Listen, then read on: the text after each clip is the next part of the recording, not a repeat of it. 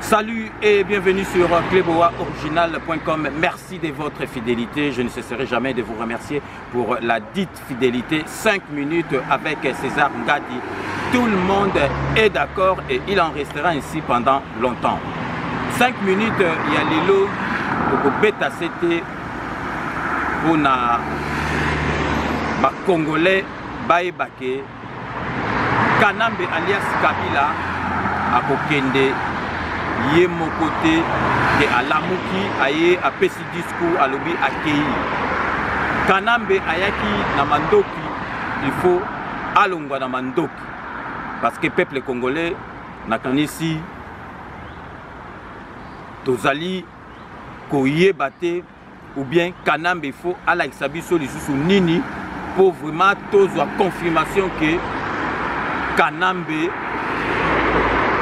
akolongwa na pouvoir te akotikala na pouvoir donc toyeba déjà na mituna biso que élection ekozala te pe ekotikala kozala te puisque Kanambe alias Kabila akotika pouvoir ye moko te donc 5 minutes à lelo toko solola na bino bandeko nanga bino mutu botala kangai boyebika ka 5 minutes ezali pona ko lamusa bino ba patriote boyeba oyo nyoso tu ezali koleka na mboka na biso poto zala lisusu surpris te ndenge tozala ki surpris lelo Kanambe tozo ba ndenge to sala pona été donc peuple congolais il faut afongola miso donc peuple congolais to tika kolobake mindele o Kagame awiti pa ya Macron ba décider boye pona mboka na biso mais non peuple congolais biso moko totelema biso moko tozwa courage pona kolongola Kanambe nakanisi te ke lelo soki Kanambe tosali masolo azwi masolo na di kosi ou bien na mbunchu Macron ou bien Trump ou bien Kagame akoya kolamusa ye pour azonga lisusu na pouvoir donc yango wana il faut vraiment totelema toluka solution biso moko peuple congolais totika kaka lobake ba étranger ba lobby boye ba mindele ba lobby boye toyebi bien sûr que ba pays Afrique est dirigé par occidentaux ba américains mais le loso qui ba occidentaux na ba américains ba monique biso moko to zu solution to sali Kanambe masolo na kanisi ba ko sala eloko moko te ba kolanda kaka oyo biso to sali pona ba intérêt na bango bobi ke Kanambe ndenga zawana azali zoba bato tout bazali ko soutenir ye même ba peuple même ba congolais biso moko tozali ko soutenir ye pour alongwate et puis Kanambe ayebi ke soki bato wana batiki soutien wana neti ye azali zoba ye eloko moko ko sala te neti ngalelo na osala be mission na ngaso na journaliste mususu akosala nga fierté parce que ngai moko na yebo sala be mission ngai moko pe batala nga mais Kanambe neti aza zoba azali entouré na bato mususu ya mayele bakomi bazoba po entouré muta zoba yango wana Kanambe azali ko pesa bango nyoso tout balingi donc bango bakomi kotala intérêt na bango botala kaka neti ba José Makila na lagisaki bino botala neti ba Emmanuel Ilunga incompétent traître ingrat bomona bino mona kasi biso toyebi Emmanuel Ilunga bomona tata mapasa babandai ko partager na ye bureau na nière kuna place bandoza na ni na ya ba nettoyage papa mapasa azo partager na ye bureau Ilunga lelo azu poste tala ndenga sundola tata mapasa so tolobai tata mapasa tanga te tolobi ka tanga te tata mapasa tanga akoya kozala pe directeur ya cabinet ya mutu na ye lelo ata tata mapasa azoloba te mais ayebi ke Ilunga azali faux mutu incompétent traître ingrat donc kalate akofuta masumu na ye wana ndenge kaka nalobaki ke élection ekoki kozala te pe ekozalaka te donc seule solution ezali mpona biso Kanambe faut tosala ye masolo Kanambe soko akufi biso tokotikala tosali baélection na biso démocratiquement baélection penza oyo biso na biso bakongolais toko sala yango tranquillement tant que Kanambe azali wana ezala Félix Tshisekedi ndenga zo kitisa batu ndengi balobaka na ba course ya automobile azali na pole position mais il a cité que a gagné l'élection.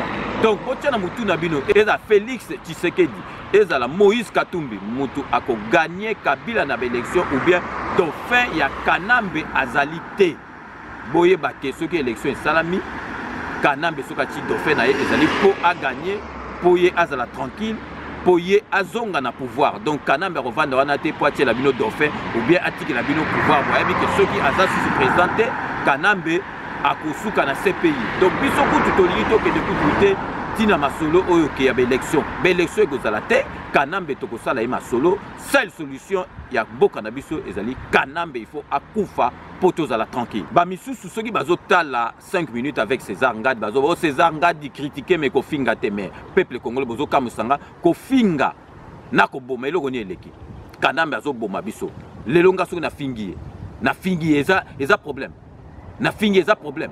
Donc Kanambe ozotala ngandenge ozawana ozali zoba ozali bourrique ozali président le plus zoba ya monde mobimba mais yebara ke ozali rwandais ozosala ba intérêt ba rwandais mais kalate suka na yo ekomi pembeni yango wana okomi kosala makambo na ko bomoni ndengi profana corps ya Rossi Mukendi bomoni penza ki ba soldat na ye ba bangi te tala ndenge basali penza corps lelo soki ezaki corps wana cercueil bakanka yango na ba vice tembele corps ya Rossi devant ba paranaye mbele et sopani na balabala. Donc Kanambe azali mutu moko ko finga kutu ezali malamu. Kanambe azali mutu moko il faut akufa. Donc bande ko nanga bazali neti Fabien na Bruxelles d'ailleurs na PCA bambote parce que musala na ezo kende bien Fabien zo sala actualité expliquée. Actualité expliquée, il faut expliquer parce que ezali actualité expliquée. Petit nangai oya montikil pasteur Bobo azo sala actualité compliquée. Donc ce qui est là qu'ils allaient compliqué, il faut qu'on explique. Donc bango il faut pas avoir temps mais 5 minutes ils allaient différents na ba collègue nanga oyo donc Fabien na pasteur Bobo ils allaient différents 5 minutes ils allaient 5 minutes oye juja mbala moko masolo donc na ki yanke na kati na logique na kati. Donc ngande na zabo na zana philosophie mibale. Donc so peut toke na makamikanda tokende. Donc peut na émission en français tokende. D'ailleurs nazo profiter sabino que kalate tokozong sa susu ba conseil juridique d'ailleurs na on peut sabino esprit hôtel ya. Donc ngana zana ba casquette belé na cause la yanke na cause la paix normale. Mususu cause la yanke cause nga normal te ngaso boye na masola ya papier. To ça pe ba masola papier. Boye pe na ba comptabilité to pe na ba comptabilité donc on a sabino ba rapprochement bancaire makambutu donc ba débit na ba crédit donc na yebi yango. Donc ceux qui tembe ezakutute boko tuna collègue nangai Fifi Philofar et l'homme à la Mercedes a koyebi sabino. Donc Kanambe faut que na Britande là parce que makambo zo sala na mboka na biso akomi ko sala ngo na kobota la ke lelo azana mandaté azana papier mo rezo l'accepter kaza président mais azali ko kumbela biso mais bato bazakuna ba vandika ka donc Kanambe zo mona na 80 millions ya ba congolais bazana donc mutu oya ko ikolongola ye mutu oya ko sala makambo zo sala azalité que peuple congolais boye baké na logique de choses ndenge tozali sikoyo soki totali opposant tout bazali na biso mutu oyo que azali vraiment que nationalité neza douteuse te ezali Félix Tshisekedi oyo penza lelo que soki tolobi que peuple congolais tia maboko oyo tomoni penza que ezali makambo clair ezali Félix Tshisekedi parce que ba misusu oyo kutu na ko tanga kombo te soki totanka kombo pour expliquer qui nationalité congolaise na ye et communauté que prof histoire na géographie ndenga expliquaka na classe pour faire comprendre bato kazali congolais donc to komi ko expliquer netu prof à géographie donc na cours moto zali na 6e commercial les ali comme nango économie de développement to bando kata ecodev na kansi ba massa nga égide de faire ba yebi petit nanga de noy kumbi yebi na petit nanga Blanchard Goma ba yebi Jean-Paul Djambapé a yebi. Donc, éco-d'œuvre, explication, ils ont dit ceux qui ont lobby, explication, il y a un candidat Moussoussou, de communauté de professeur à géographie. Donc, la logique des choses, les lopéza, que l'élection, ils allaient penser démocratique. Donc, Moutou, oh, ils doivent appuyer, oh, ils allaient pas doute de la nationalité, ils allaient Félix Tshisekedi. Donc, Nazoko tie la bino ba image na ba photo botala niveau mboka na biso ekomi bokoloba o eza faute ya Kanambe te mais non ezali faute ya Kanambe parce que tout le monde a rendez-vous na ba TV ceux qui likamuke grâce au président de la République grâce au président de la République lelo soki mabe ezali faute ya na ezali faute na ye parce que ceux qui za malamu grâce au président de la République na lobeka ta moi sona ko bota grâce au président de la République on dirait mta cheki sem donc ce pe makambo ezali mabe ezali kaka ye naza ko tie la bino ba image kwa botala bino moko niveau ya makambo ndenge ekomi na mboka wana donc ezali faute kaka ya Kanambe bino moko botala niveau makambo komo leka na mboka na biso on dirait peuple congolais aza susu na mutute on dirait cerveau ba remplaçant on eloko mususu o eloba bokechu combattant ya makasi bokechu peuple congolais ezali peuple ya ndenge ni botala bino moko Kinshasa. Ouvre, baisse la vitre. Viens comme ça, Zoula, viens comme ça.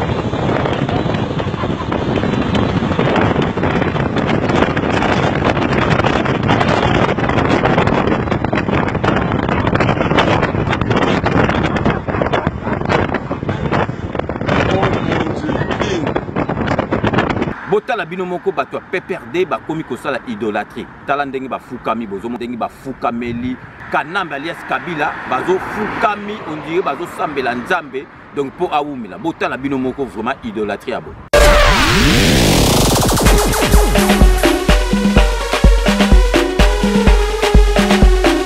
botala image mosusu avion ekufi batu ba congolais baza kotindika on dirait bazotindika voiture.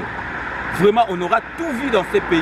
Vraiment, avec Koufi, Botala Binomoko, Congolais, à d'autres lignes d'avion et de voiture.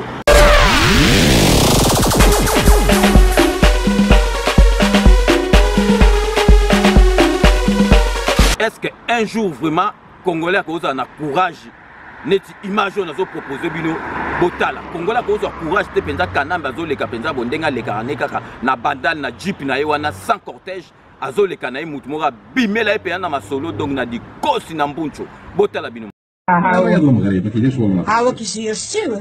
Alors oui. Oui.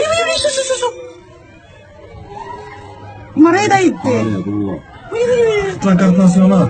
La carte nationale. botala lisusu photo ya ba ex-président des États-Unis ndenge bango tout basangani bavandi na bango donc aussi si musala na yo 5 ans otikeli muninga tala ndenge bango nyosu bavandi lisanga on dirait ba master kaka bavandi na bango or baza ba président ya kala mais biso sikoyo na Congo tokoka na photo ya boité atako du photo ya boy salami mutu lokola Kanambe akozala te parce que ye akozala na photo ya boité akozala déjà mutu moko boy akufa zo masolo na di kosipe na mbunchu.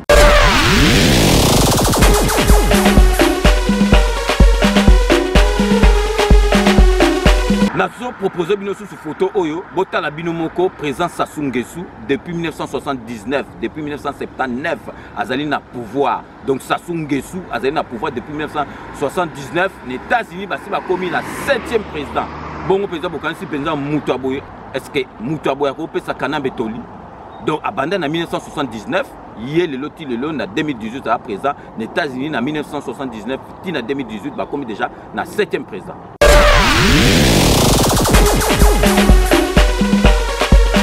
Donc comme on dit toujours dans 5 minutes avec César Ngadi, nous vous laissons le soin d'en tirer vos conclusions et de nous faire parvenir vos commentaires comme d'ailleurs vous en avez l'habitude de faire.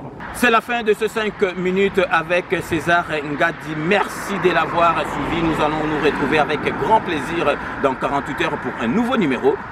D'ici là, portez-vous bien et à très bientôt. N'oubliez pas, tout le monde est d'accord et il en restera ainsi pendant longtemps. Na 2018, Zambazo Kandek Tozo le Lapona Kanambe, Kanambe Akokufa, peuple congolais revivra.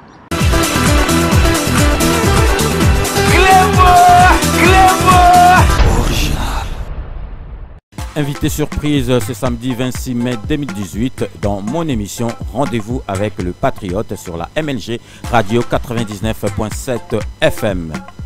Évidemment, ezali surprise invité ango Moyeboye Baye Ezate mais ekozala nani Félix Tshisekedi, Moïse Katumbi ou combattant moko vraiment ya makasi ya mboka na biso.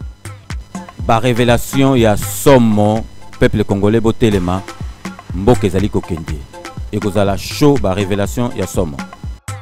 Pour découvrir mon invité surprise, ne manquez pas le rendez-vous avec le Patriote de ce samedi 26 mai 2018 de 14h à 16h sur la MNG Radio 99.7 FM.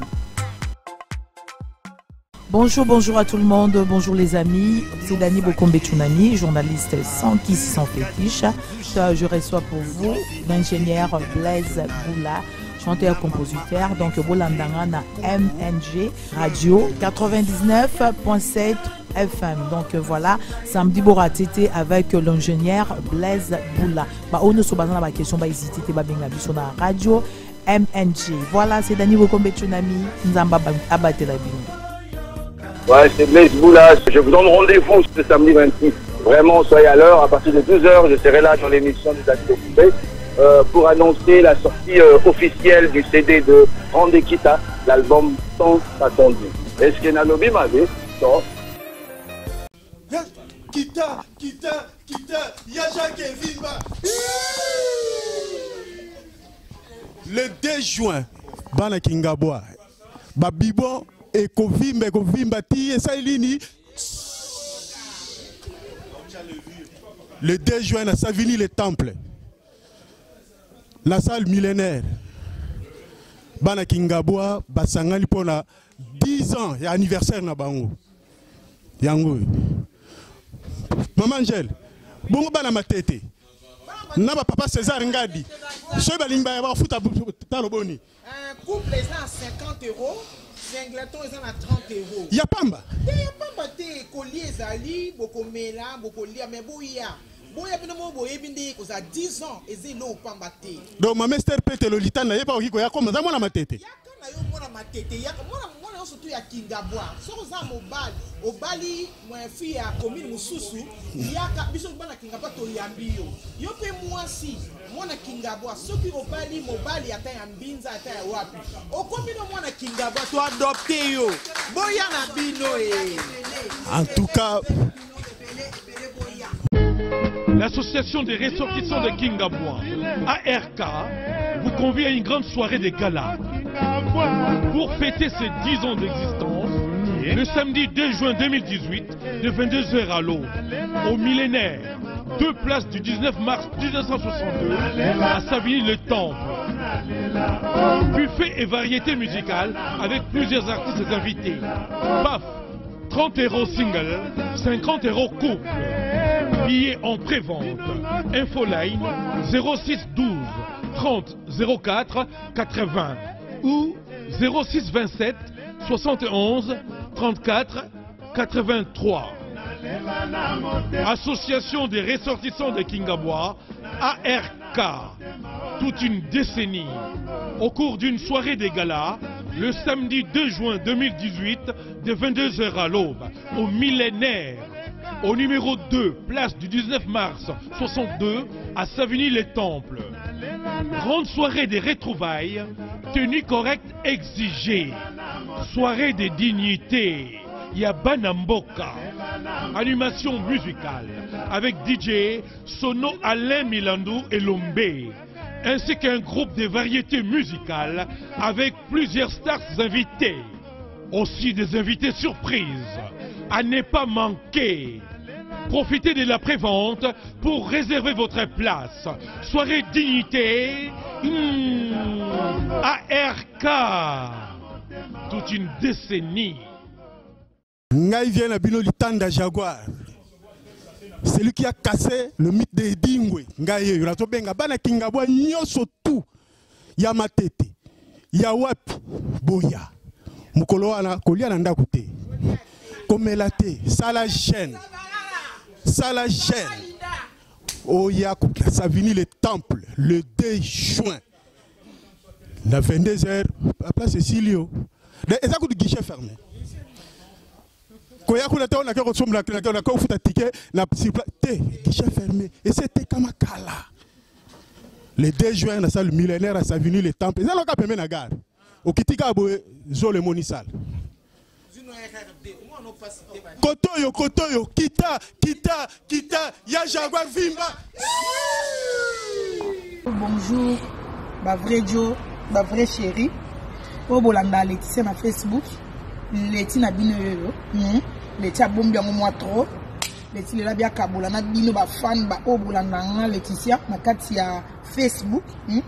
Na obenga na bi Laetitia Dani Bokombe na kati ya Cleboa na vie na imoko César ngad. Vie César omoni mwana yeo.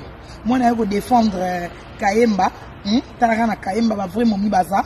Mais na kati ya media ba vrai chéri ba ate na Kayemba. Yango na yo défendre Kayemba. Laetitia na kati ya Cleboa original kitokos. Bo landela nga kuna. Bye.